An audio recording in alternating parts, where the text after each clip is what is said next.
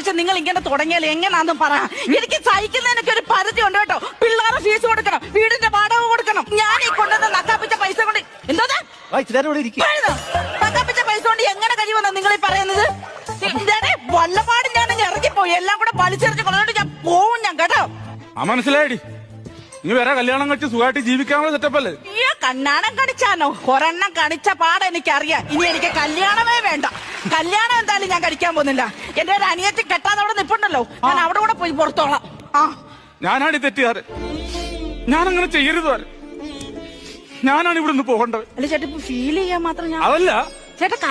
ഇവിടുത്തെ പിള്ളേരുടെ കാര്യങ്ങൾ നോക്കുന്നു, വീട് ചെലവ് നോക്കുന്നു, വീട് വാടക കൊടുക്കുന്നു. സങ്കടം കൊണ്ട് പറഞ്ഞല്ലേ ചേട്ടാ. ഞാൻ പൊക്കോളാം. ചേട്ടാ എവിടെ പോകുന്നേ പറയുന്നേ? നിന്റെ ഒരു അനിയത്തി കെട്ടാൻ നിപ്പുണ്ടെന്ന് പറഞ്ഞില്ലേ, ഞാൻ അവിടെ പോയി പുറത്തോളാം. അനിയത്തിയുടെ വീടിന്റെ പരിസരത്തെങ്ങനെ വന്നാൽ നിങ്ങളുടെ ചൂലും കെട്ടെടുത്ത് തന്നെ